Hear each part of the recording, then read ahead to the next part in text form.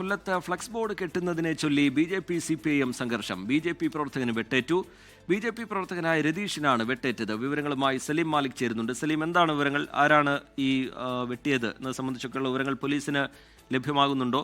Police നടപടി എങ്ങനെ, സലീം? ബ്രിജിത്ത്, ഇന്ന് അല്പസമയം മുൻപാണ് പുനലൂർ നഗരസഭയിലെ ശാസ്താംകോണം വാർഡിൽ ബി.ജെ.പിയും CPIM തമ്മിൽ സംഘർഷമുണ്ടായത്. ഈ തെരഞ്ഞെടുപ്പ് പ്രചരണവുമായി ബന്ധപ്പെട്ട ഫ്ലക്സ് ബോർഡ് കെട്ടുന്നതിനെ ചൊല്ലിയുള്ള തർക്കമാണ് സംഘർഷത്തിലേക്ക് എത്തിയത്. അതിന് പിന്നാലെയാണ് ഒരു ബി.ജെ.പി. പ്രവർത്തകന് വെട്ടേറ്റ ഒരു സ്ഥിതി കൂടി ഉണ്ടായത്. ശാസ്താംകോണം NDA ബൂത്ത് ജനറൽ സെക്രട്ടറിയായ രതീഷിനാണ് വെട്ടേറ്റത്. ഇയാളെ പുനലൂർ താലൂക്ക് ആശുപത്രിയിൽ പ്രവേശിപ്പിച്ചിട്ടുണ്ട്. ഒപ്പം തന്നെ NDA സ്ഥാനാർത്ഥിയായ മണിക്കുട്ടനും ബി.ജെ.പിയുടെ വെസ്റ്റ് ഏരിയ ജനറൽ സെക്രട്ടറിയായ മധുസൂദനനും ബി.ജെ.പിയുടെ ബൂത്ത് ജനറൽ സെക്രട്ടറിയായ കവിരാജിനും പരിക്കേറ്റിട്ടുണ്ട് എന്നുള്ളതാണ് ബി.ജെ.പി. പ്രവർത്തകർ പറയുന്നത്. NDA സ്ഥാനാർത്ഥിയുടെ ഫ്ലക്സ് വെക്കുന്നത് CPIM പ്രവർത്തകർ തടസ്സപ്പെടുത്തി എന്നാണ് ബി.ജെ.പിയുടെ വാദം. അതേസമയം ഈ CPIM നേരത്തെ സ്ഥാപിച്ചിരുന്ന ഫ്ലക്സുമായി ബന്ധപ്പെട്ട് അതേ സ്ഥലത്ത് തന്നെ ബി.ജെ.പി.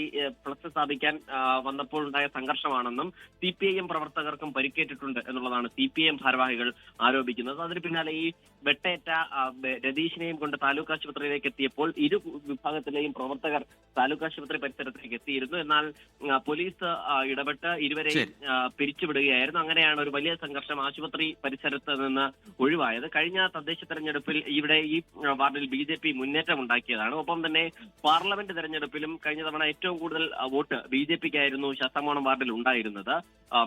ഒപ്പം തന്നെ ഇവിടെ ശക്തമായ സാന്നിധ്യമായി കോൺഗ്രസും CPIMന്റെയും സാന്നിധ്യവുമുണ്ട്. അതിനിടയിലാണ് ഇത്തരത്തിലൊരു സംഘർഷം ഉണ്ടായത്. ശരി, സലീം മാലിക് വിവരങ്ങൾ പങ്കുവയ്ക്കുകയായിരുന്നു. ഈ വാർത്തയുമായി ബന്ധപ്പെട്ട ഒരു പ്രതികരണം കൂടി ലഭ്യമാവുന്നു, അതിലേക്ക്.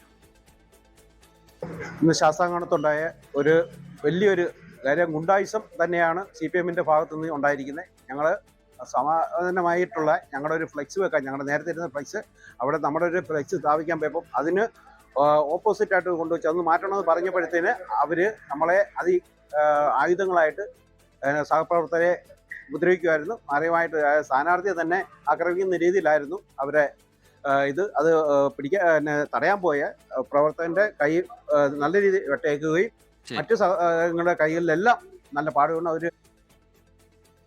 കൊല്ലത്ത് CPIM BJP സംഘർഷം. ബി.ജെ.പി. പ്രവർത്തകന് വെട്ടേറ്റു.